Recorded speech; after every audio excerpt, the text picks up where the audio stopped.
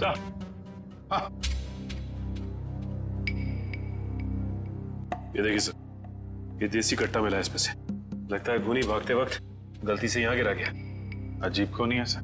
भाग गया लेकिन हथियार यहीं छोड़ गया हमारे लिए।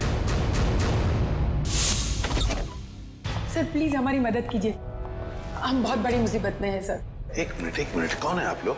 सर मेरा नाम मनसा है और ये मेरे बिजनेस पार्टनर है अमन। अच्छा क्या हुआ बताइए। सर हमें किसी ने मारने की कोशिश की है सर, हमारी जान पे हमला हुआ है। किसने किया हमला तुम लोगों पर? कौन, जानते हो आप लोग? सर कुछ नहीं पता है और समझ में नहीं आता है कि हमें मारकर किसे फायदा होगा। देखिए प्लीज आप घबराइए मत, हम लोग पता लगा लेंगे। अच्छा ये बताइए कि जब आप पे हमला हुआ तो क्या आप लोग साथ साथ थे? नहीं सर, अलग अलग जगहों पे हमला हुआ, मुझ पे मेरे ऑफिस में और मंशा पे शॉपिंग मॉल के पार्किंग लॉट में हुआ सर। जी सर, कल दोपहर को करीब 12 और 1 के बीच में। कल दोपहर को? और आप लोग आज हमारे पास आए हैं? आज? कल क्यों नहीं आए? सर हम घबरा रहे थे सर, बड़ी मुश्किल से हम हिम्मत बटोर के आपके सामने आए सर। अच्छा जिन लोगों ने आप पे हमला किया उनके चेहरे तो देखे होंगे ना आप लोगों ने? सब कुछ इतना जल्दी हुआ कि मैं ठीक से कुछ देख भी नहीं पाई। और ये देखिए, गोली मेरे बाजू में लगी। बड़ी अजीब बात है, गोली चलाने वाले ने देखा तक नहीं कि गोली निशाने पर लगी है या नहीं। सर अच्छा ही हुआ कि उसने नहीं देखा, वरना शायद आज मैं आप लोगों के सामने जिंदा नहीं खड़ी होती। सर जरूर ये किसी अनाड़ी का काम है, क्योंकि अगर प्रोफेशनल होता तो ऐसी गलती बिल्कुल नहीं करता। अमन, क्या तुम पर भी गोली चली थी? सर मेरे साथ जो हुआ वो तो बहुत ही ज्यादा अजीब था सर। हेलो। अरे नहीं यार, ऑफिस में आज अकेला ही हूँ, शनिवार था इसलिए सभी लोग चले गए। हाँ मेरा भी थोड़ा बहुत ही काम बाकी है, बस मैं भी जाने ही वाला हूँ। Okay take care, bye bye bye.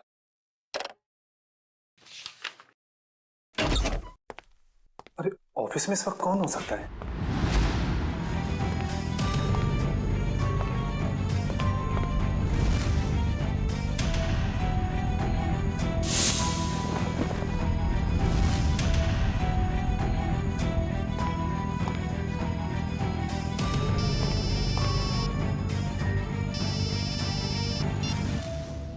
क्या उधर रुका था मैं?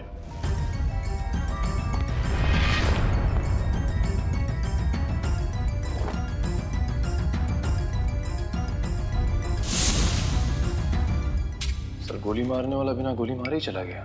वही तो। सर ये तो बहुत अजीब है। सर जो कुछ भी हुआ कम से कम मेरी जान तो बच गई सर। नहीं, ये तो बड़ी अच्छी बात हो गई।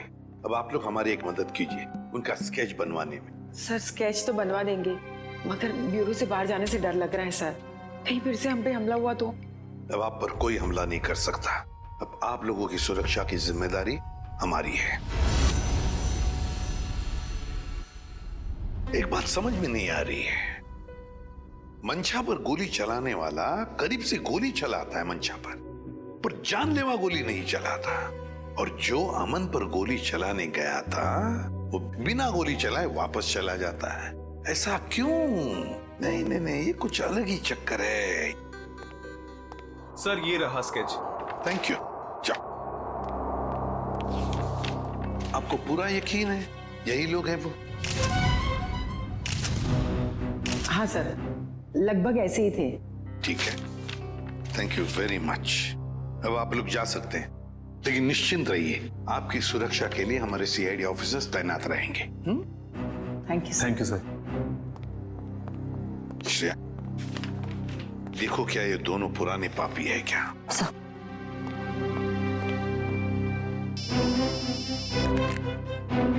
हाँ सड़क के बोल। गोली उसी टेबल पे से चली थी जिस टेबल पर वो वाइन ग्लास था। ओके ठीक है। सर। हाँ मिल गया? नहीं सर, उन दोनों का हमारे डेटाबेस में तो कोई रिकॉर्ड ही नहीं है। कोई भी रिकॉर्ड नहीं है उन दोनों का? अच्छा एक काम करते हैं, वो मॉल जिसके पार्किंग लॉट में मंशा पर हमला हुआ था और अमन का ऑफिस, इन दोनों जगहों के पास उस वक्त जिस वक्त गोली चली थी, उस वक्त जितने भी सेलफोन्स नेटवर्क में थे उन सब का पता लगाते हैं। पर सर ऐसे तो सैकड़ों लोग होंगे। बिल्कुल, सैकड़ों लोग होंगे, सैकड़ों फोन होंगे, मगर मुजरिम उन्हीं में से ही कोई है। उन्हीं में से ही कोई है जो सबसे करीब थे उस पार्किंग लॉट में मंशा के पास और सबसे करीब थे अमन के पास उसके ऑफिस में। उन्हीं में से ही है जो सबसे करीब थे इन दोनों के। फ्रेडी और पंकज को बोलो पता लगाने के लिए। सर, फंक्शन का फुटेज रेडी है।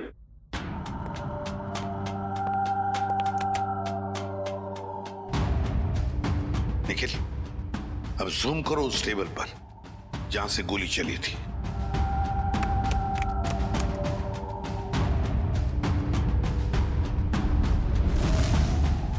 माय गॉड, सर इस टेबल पे तो 3 लड़कियां बैठी हैं। इसका मतलब इनमें से किसी ने विराज पे गोली चलाई। पता लगाना पड़ेगा है कौन ये 3 लड़कियां। इतनी लंबी लिस्ट, मुझे तो मेरे स्कूल के दिन याद आ रहे हैं और इतिहास के राजा महाराजा के नाम रट रहा हूं। ले भैया, एक और लिस्ट आ गई। इतनी लंबी लिस्ट, सर मैं बेहोश हो जाऊंगा। घबराइए नहीं सर, ये आखिरी है। अच्छा, मुझे तो नींद आ रही है। उस दिन मंशा वाले मॉल और अमन के ऑफिस के पास इतने सारे लोग थे, जो हमें चाहिए उसे ढूंढेंगे कैसे? एक काम करते हैं सर, 2-4 लोगों को फोन करके देखते हैं। हमारा नसीब शायद बुलंदी पे हो और हमें मुजरिम मिल जाए। अच्छा आइडिया है, लगा phone. Inky pinky ponky, Freddy sir loves a donkey, ये वाला नंबर।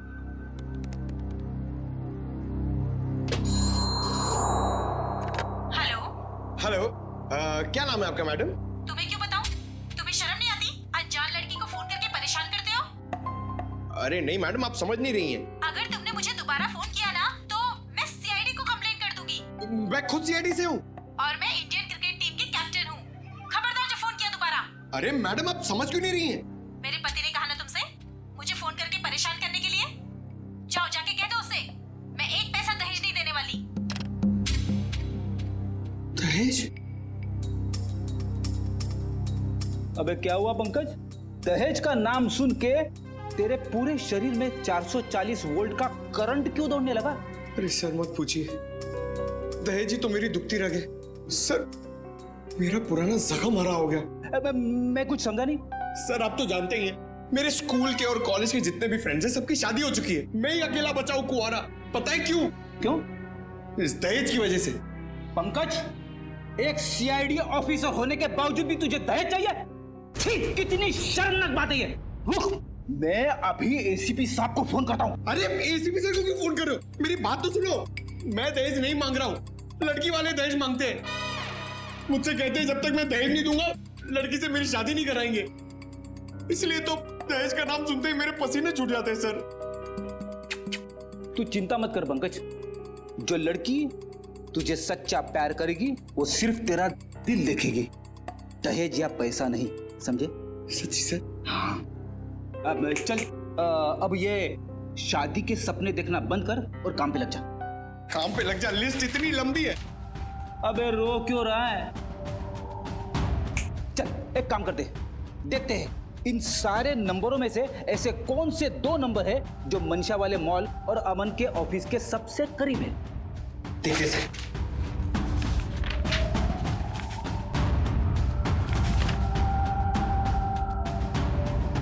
सर ये नंबर देखिए सर।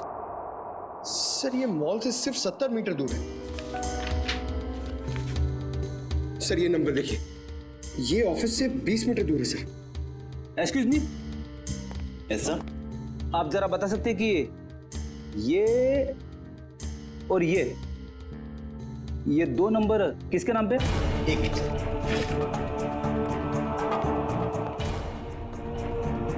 सर अगर आपकी नजर में कोई सुंदर सुशील प्यारी सी लड़की होगी ना सर, तो मुझसे मिलवा दीजिएगा सर। वो क्या है ना, मेरी मॉम चाहती है कि मेरे हाथ जल्दी से जल्दी पीले हो जाए।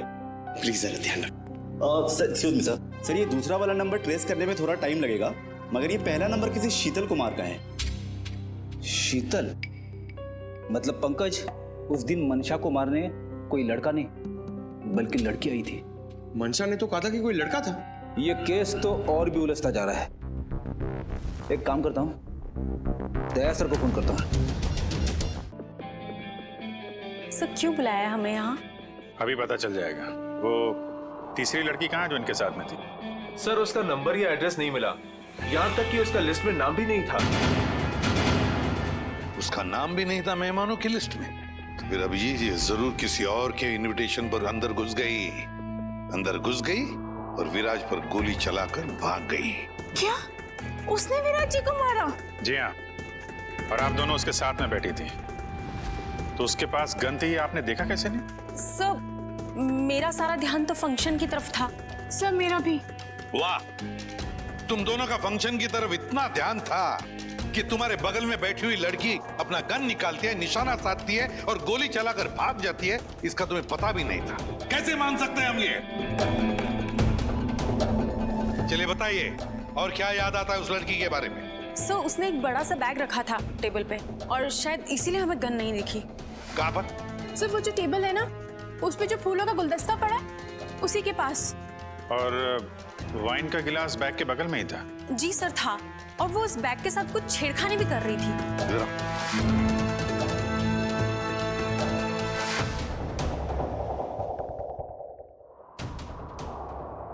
तुम दोनों यहाँ बैठी थी?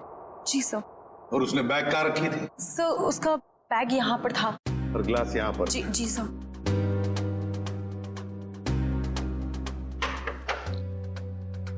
मतलब अभिजीत बैग के अंदर गन छुपा कर रखी थी। वो कह रही थी ना, छेड़छाड़ कर रही थी बैग के साथ, निशाना साधा उसने और गोली चला दी। सर उसका चेहरा तो हम देख ही चुके हैं, उसकी फोटो टेलीविजन और अखबारों में दे दें सर? हाँ, मगर उससे पहले अभिजीत सीसीटीवी फुटेज चेक करो। सर ये जो दोनों कैमरास हैं ये फंक्शन हॉल के अंदर के हैं और ये मेन गेट का।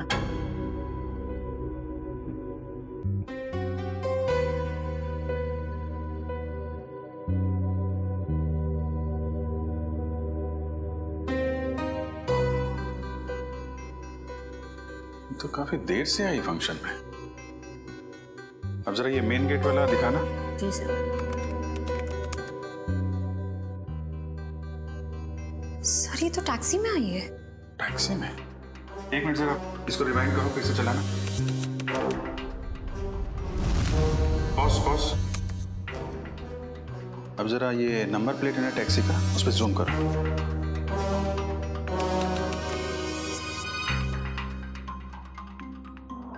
इस टैक्सी कंपनी से पता करो कहां से बैठी थी ये इस टैक्सी में।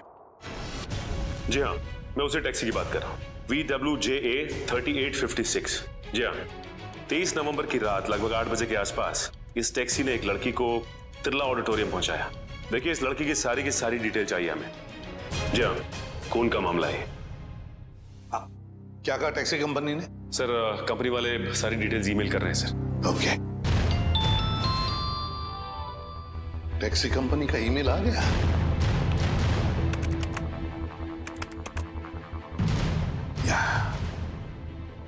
ये रहा उनका मुंबई का रोड मैप, और ये है वो लाल डॉट, ये है वो टैक्सी, और उस टैक्सी का रूट ये था, ये देखो, तिरला ऑडिटोरियम। मतलब उस लड़की ने टैक्सी ज्वाला रोड से पकड़ी है, ज्वाला रोड से। बहुत होशियार है लड़की सर, इसने टैक्सी अपने घर पे नहीं बुलाई बल्कि भीड़ भाड़ वाली रोड पे बुलाई। लगता है इस लड़की का घर ज्वाला रोड के आसपास ही होगा। निखिल, काम करो, तुम और जयवंती जाओ, ज्वाला रोड जाओ और अच्छी तरह से पूछताछ करो।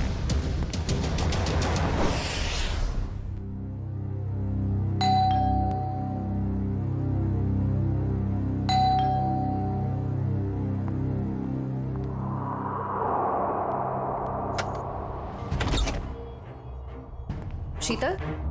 क्या? शीतल तुम हो ना? आप लोग क्या कह रहे हैं? ये हेडफोन्स निकालोगी तब सुनाई देगा। I am so sorry. आप लोग तीनों दीपा के कजिन्स हैं, राइट? मैं आप लोग का ही वेट कर रही थी। हम लोग कोई कजिन वजिन नहीं है, हम लोग सीआईडी से हैं। सीआईडी? सर सब कुछ ठीक है ना? शनिवार दोपहर 3 बजे तुम मॉल में क्या कर रही थी? कौन सा मॉल? वही मॉल जो जवाहर नगर में है। सर मॉल, मैं कोई मॉल में थी नहीं, और जवाहर नगर तो मेरे घर से काफी दूर है, मैं वहां जाती ही नहीं हूँ। देखो शीतल, ड्रामा करने की जरूरत नहीं है। अगर तुम जवाहर नगर नहीं गई थी तो तुम्हारा फोन वहां कैसे पहुंच गया? पर मेरा फोन तो गुम हो चुका है, मेरे पास है ही नहीं। आप लोगों को मिला क्या? ओह, तो फोन मिल नहीं रहा है। बहाने अच्छे हैं, मगर सीआईडी के सामने ये सारे बहाने पिट जाते हैं, क्योंकि हमें ये भी पता है कि इस वक्त आपका फोन कहाँ है। यहीं पर है, घर पे, नेटवर्क यही बता रहा है। पर मेरे पास तो मेरा फोन है ही नहीं, और नेटवर्क और सिग्नल, हाँ शायद हो सकता है कि मेरी काम वाली बाई ने चुराया हो। मैं उसे इनफैक्ट निकालने वाली थी काम से। अंदर कौन है? कोई नहीं, शायद चूहा होगा। चूहा? आप लोग कहाँ जा रहे हैं? आप लोग मेरी मर्जी के बगैर मेरे घर में नहीं जा सकते। सुनिए, आप लोग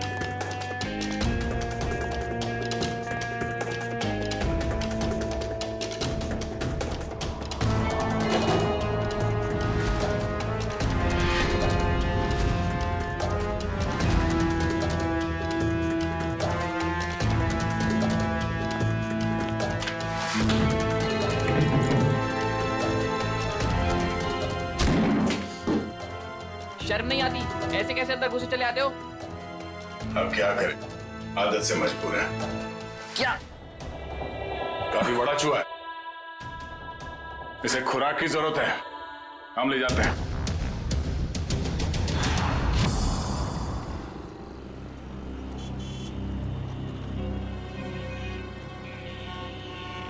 प्रॉम टैक्सी में यहाँ से बैठी होगी वो, लेकिन उसे टैक्सी यहाँ से क्यों पकड़ी होगी, कहीं और से क्यों नहीं? यही समझ में नहीं आ रहा है। देख भाई निखिल, तेरी समझदारी जरा मैं हिला देती हूँ। तुझे पता है, एक आदमी जब सजदत जाता है तो वो बाहर टहलने निकल पड़ता है। सजने के बाद टहलने क्यों लगता है? डिपेंड करता है, अगर जवान बच्चा हो तो कुड़ियों छुड़ियों पे लाइन मारने निकल पड़ता है, और अगर बुजुर्ग हो तो खुशी में निकल पड़ता है। लेकिन औरतों और लड़कियों का ऐसा नहीं होता। तुझे नहीं पता? नहीं। लड़कियों के बारे में कुछ तो पता होगा। वो कुछ भी नहीं पता? नहीं। शर्मा क्यों रहा है? नहीं, वो देख, लड़की या औरत जब एक बार तैयार हो जाती है तो वो ज्यादा दूर तक नहीं जाती। मतलब नहीं जाती, जा ही नहीं सकती। मतलब ये कि वो जहाँ तैयार हुई है, टैक्सी भी उसने वही बुलाई होगी। मतलब घर के आसपास? बिल्कुल। देखा था ना वीडियो में, कितनी सजी धजी हुई थी। अब इतना मेकअप और लिपस्टिक उसने होटल में बैठ के नहीं किया, घर पे किया होगा। उसका घर यही कहीं आसपास होना चाहिए। अब एक बात मैं आपको बताता हूँ। लड़कियों के बारे में? नहीं, बंदा जा रहता है, अक्सर दवाई वगैरह वही आसपास से लेता है। होशियार है तू। वो तो। चल ढूंढे उसे। Excuse me. जी, हमें कुछ चाहिए। प्रिस्क्रिप्शन दिखाओ। ये क्या है? ये प्रिस्क्रिप्शन है। ध्यान से देखो जरा। बात क्या है? देखो, हम सीआईडी से हैं। ये फोटो ध्यान से देखो और बताओ, तुमने पहले इसे कहीं देखा है? तो मेरी। ये तो मेरी। नहीं, मेरी कुछ नहीं लगती। ये तो वही है ना? अरे देखना, ये वही है ना? अरे हाँ, ये तो वही है 11 नंबर बंगले वाली। 11 नंबर वाली? हाँ, 11 नंबर पे रहती है, घर से फोन करती है। बहुत बार घर पे दवाई भेजी हमने इसकी। क्यों, बीमार है क्या? नहीं, हट्टी कट्टी है। 11 नंबर वाली।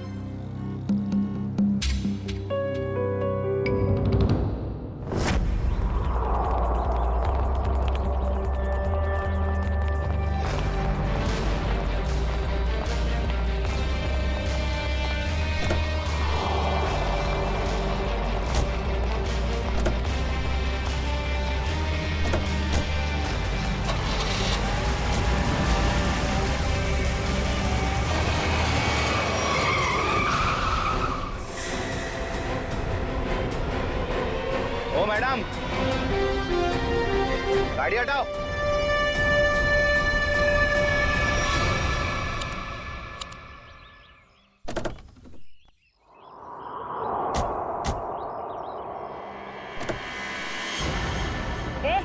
क्या बदतमीजी है? चल गाड़ी हटा। अगर यहाँ बदतमीजी नहीं पसंद तो सीआईडी ब्यूरो चलो, वहां कर लेंगे थोड़ी बदतमीजी।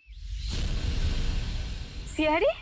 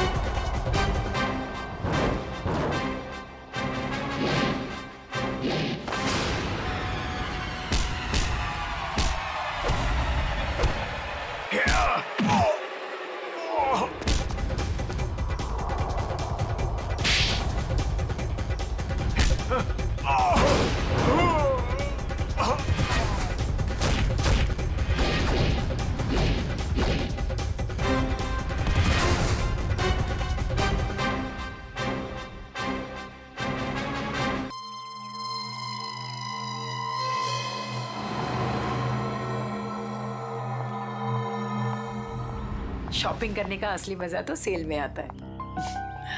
अब एक हफ्ते की छुट्टी।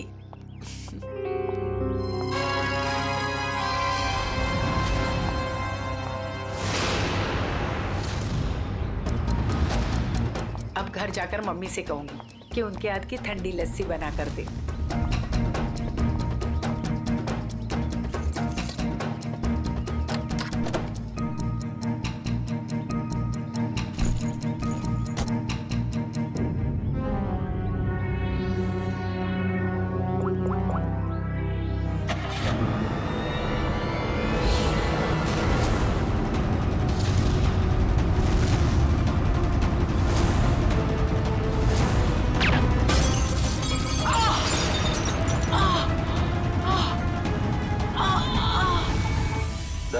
आज आपके लिए बहुत ही बड़ा दिन। आज आपको बिजनेसमैन ऑफ द ईयर का अवार्ड मिलने वाला है। आखिर सर आपने दिखाई दिया कि इंसान मेहनत से ही सफलता के शिखर पर पहुंचता है। क्या बात है सर, आप कुछ खोए खोए से दिख रहे हैं? कोई परेशानी? नहीं, ऐसी कोई बात नहीं है। अच्छा, वो तुमने कुमार की एनुअल रिपोर्ट भिजा दी? जी सर। बड़ी परेशानी में है। हाँ कहो। तुम्हारा दिमाग तो ठिकाने पे है, तुम ये डील कैसे कैंसिल कर सकते हो? छोड़ूंगा नहीं मैं तुम्हें। क्या हुआ सर? अंदर सब इंतजार कर रहे हैं आपका। ठीक है चलो।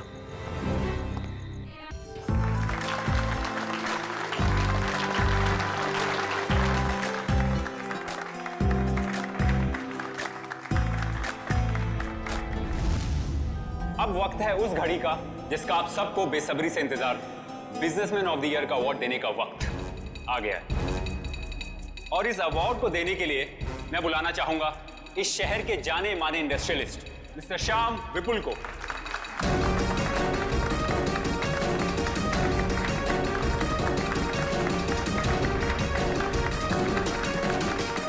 जैसा कि आप सभी जानते हैं, इस साल के बिजनेसमैन ऑफ द ईयर हैं मिस्टर विराज। अब मैं चाहूंगा मिस्टर विराज स्टेज पे आएं और अवार्ड रिसीव करें।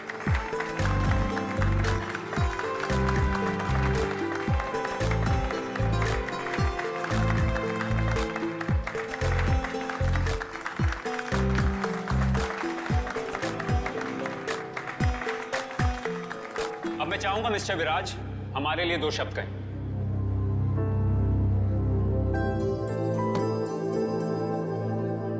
आप सभी का बहुत बहुत शुक्रिया।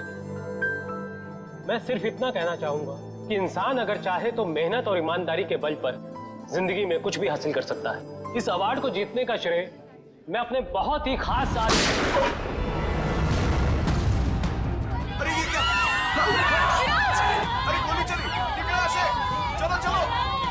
हमें ना लग जाए। विराज, तो विराज क्या हुआ तुम्हें?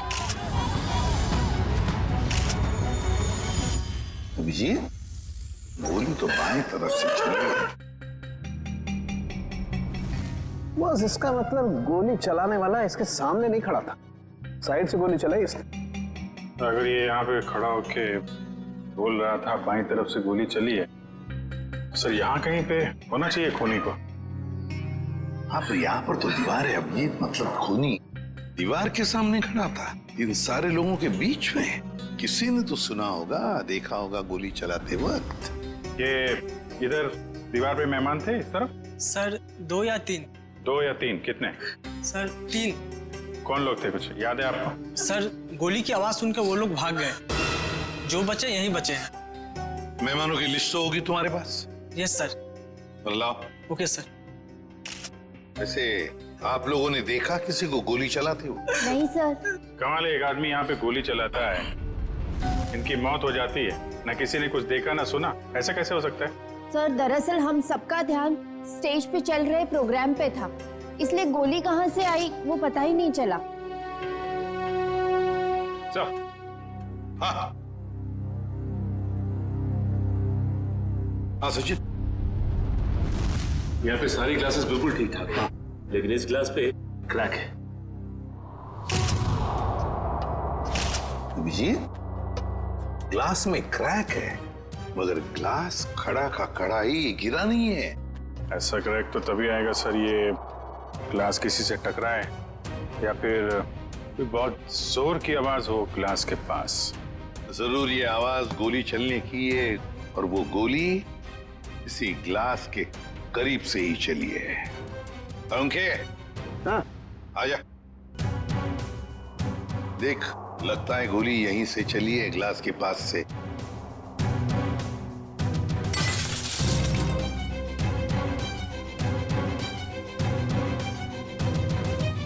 बॉस, देख करके तो ऐसा ही लगता है कि गोली यहीं से चली है। फिर भी 100% श्योर होने के लिए मैं अच्छी तरह से चेक कर लेता हूँ। चेक कर ले।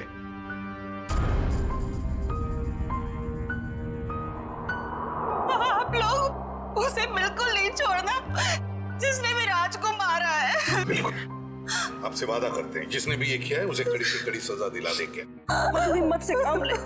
अगर तू ऐसे करेगा तो काम कैसे चलेगा? चुप हो जा। सीआईडी से आज तक कोई भी मुझे बच नहीं पाया। आप सर, मैं शेखर, विराज का चचेरा भाई।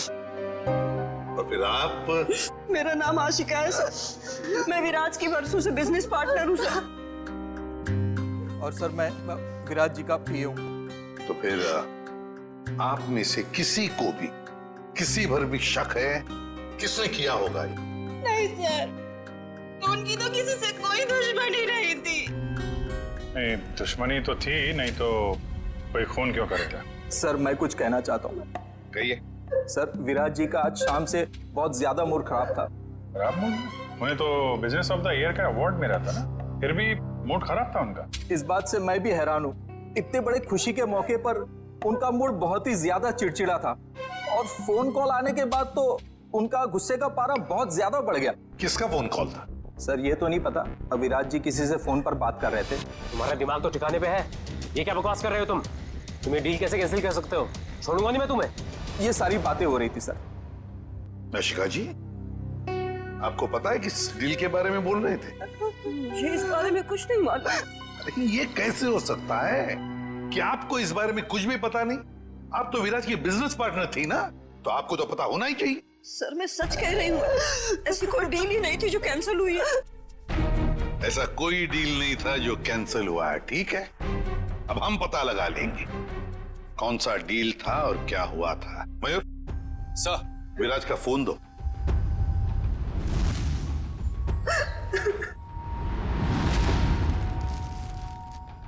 देखो जरा, आखिरी फोन।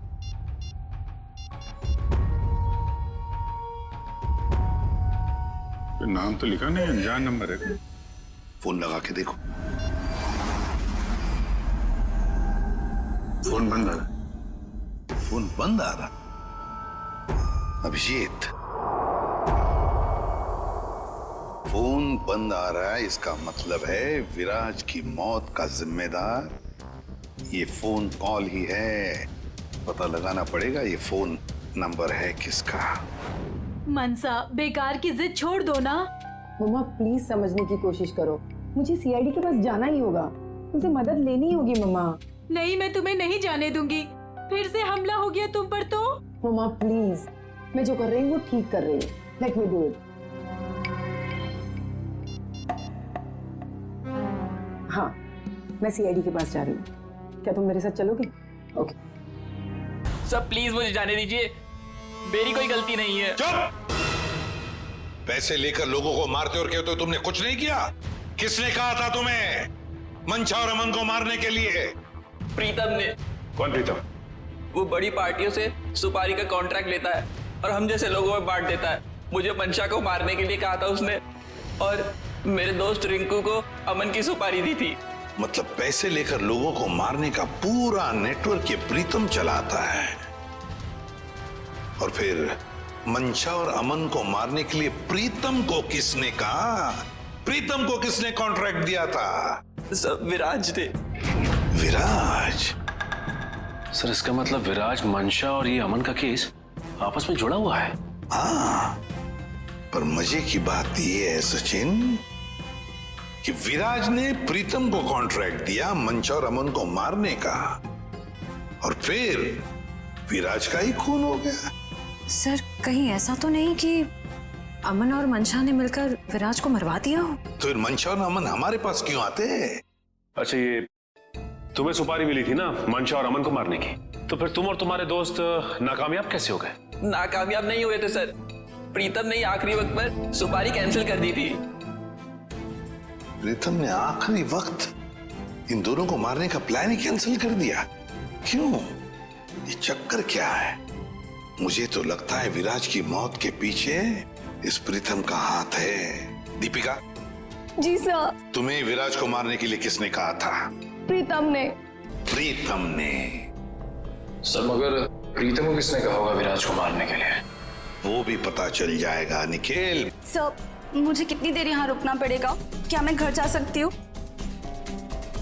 क्यों? ऐसा कौन सा अच्छा काम किया है जो तुम्हें हम जाने दे? एक खूनी को बचाने की कोशिश की है तुमने, समझी? सर, मैं इलेश से प्यार करती हूँ, इसलिए भाग गई थी। तो कौन सा बड़ा काम किया इलेश से प्यार करके? इसे बचाने की कोशिश की तुमने, उसे तो सजा होगी, मगर तुम्हें भी होगी सजा। चले जाओ इसे। चलो। इलेश, तुम्हारे पास प्रीतम का नंबर और एड्रेस तो होगा ना? सर, मेरी बात प्रीतम से कभी डायरेक्ट हुई नहीं, हमेशा उसकी सेक्रेटरी जिया से ही बात होती थी। दीपिका, तुम्हारे पास नंबर है प्रीतम का? नहीं, मेरी बात हमेशा उसकी सेक्रेटरी जिया से होती थी। तो फिर सेक्रेटरी जिया का नंबर दो हमें। सर, कोई एक नंबर हो तो बताएं, हमेशा नए नए नंबर से फोन करती थी वो। और हाँ, किसे मारना है उसकी सारी जानकारी एक लिफाफे में डालकर घर के बाहर रखती थी। नए नए नंबरों से फोन करती थी। बड़ी चालाक समझती है ये अपने आप को सेक्रेटरी जिया, लेकिन उसे पता नहीं अब उसका पाला पड़ा है हमसे, सीआईडी से। अब ज्यादा देर बच नहीं सकती वो।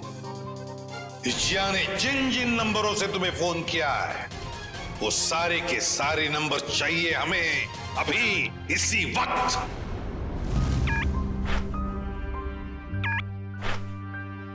सर ये देखिए, शहर के नक्शे में जो लाल रंग के निशान दिखाई दे रहे हैं, जिया ने आज ये नंबर वहां इस्तेमाल किए हैं।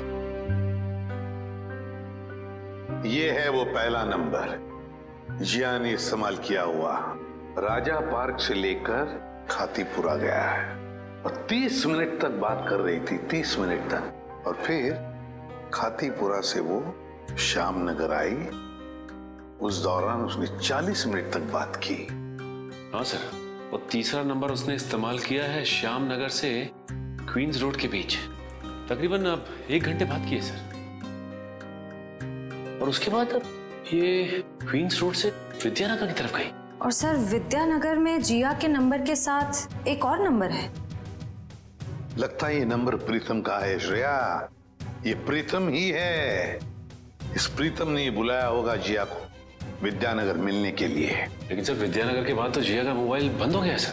तो ठीक है, होने दो, लेकिन वो दूसरा नंबर भी तो है जिससे जिया मिली थी, उसको ट्रैक करो Nikhil.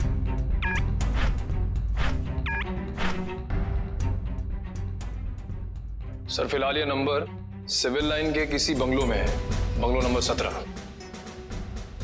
Civil lines bungalow number 17। Jiya, तेरी साड़ी तो बहुत अच्छी लग रही है, कहाँ से खरीदी? स्पेशली ऑर्डर देके बनवाई है, डिजाइनर है। वाह जिया, तेरी चॉइस को तो मानना पड़ेगा। 1 मिनट। मेरा एक बहुत पुराना दुश्मन है, मुझे उसे मरवाना है, दाम जो भी चल लग जाए। लगता है किसी आशिक का फोन आया है। मैं प्रीतम जी की सेक्रेटरी बोल रही हूँ, आपका संदेश उन तक पहुँचा दूंगी। 10 लाख लगेंगे। अरे 20 लाख दूंगा, लेकिन वो बचना नहीं चाहिए। बहुत नफरत करते हैं हमसे, ऐसा क्या बिगाड़ा है आपका? मिल के बताता हूँ आपको। लगता है दरवाजे पे कोई आया है, मैं आपको थोड़ी देर में कॉल करती हूँ। आप? नहीं, वो मैं ही हूँ, आपसे मुलाकात भी हो गई। आप कौन है? वैसे तो मेरा नाम अभिजीत है, लोग मुझे सीनियर इंस्पेक्टर अभिजीत के नाम से जानते हैं। सीआईडी में काम करता हूँ। आप किस नाम से बुलाना पसंद करेंगी? सीआईडी का यहाँ क्या काम? अरे फोन पे बताया ना आपको। अच्छा, वो मुझे लगा कोई मजाक कर रहा है, तो मैं भी मजाक करने लग गई। सुपारी का लेन देन तुम्हें मजाक लगता है? जिया, ये सब क्या चल रहा है? सॉरी गर्ल्स, पार्टी खत्म हो गई है, आप लोग जा सकती हैं। Thank you very much. चलिए चलिए। चलो चलो। आप सोच भी नहीं सकती आप कितनी बड़ी मुसीबत में फंस गई हैं। देखिए, मैं प्रीतम के लिए काम करती हूँ, लेकिन मैंने आज तक उसे नहीं देखा। वाह सर, अभी तक ये कह रही थी कि प्रीतम को जानती नहीं है, अब कह रही है देखा नहीं है। ऐसा ना हो थोड़ी देर के बाद ये कहें कि ये खुद प्रीतम है। अरे मैं ऐसा क्यों कहूंगी? मैं प्रीतम नहीं हूँ, मैं तो जिया हूँ। जरा आईडी दिखाइए अपना। ID card? हाँ, I card, driving licence, PAN card, passport, कुछ भी नहीं है। नहीं है? ओह, जरा मैडम का बैग चेक कर लीजिए।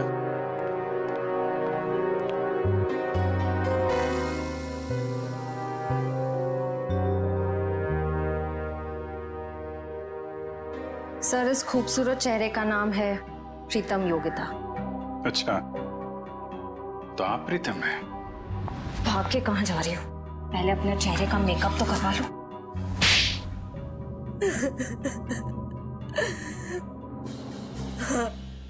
मैं ही प्रीतम हूँ और मैं ही सुपारी लेने का काम करती हूँ। आज की सुपारी किसने दी थी तुम्हें?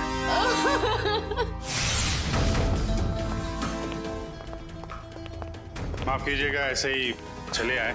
क्या करते, काम बहुत जरूरी था। आपने दीपिका को गिरफ्तार कर लिया? जी, सीआईडी से वो बच नहीं पाई। लेकिन उसने ऐसा क्यों किया? विराज ने उसका क्या बिगाड़ा था? नहीं नहीं, विराज ने दीपिका का कुछ नहीं बिगाड़ा था। तो उसने मेरे भाई को क्यों मारा? क्योंकि किसी ने सुपारी दी थी दीपिका को विराज को मारने की। विराज की सुपारी? लेकिन विराज की सुपारी किसने दी? एक ऐसे इंसान ने दी जो इस वक्त यहाँ मौजूद है हमारे बीच में, और जो विराज की मौत पे मगरमच्छ के आंसू बहा रहा था। कौन? हाँ? शेखर, तो भागने दौड़ने का बहुत शौक है आपको? हमारी जेल के बाहर एक बहुत बड़ा मैदान है, वहां आपका ये शौक पूरा हो जाएगा।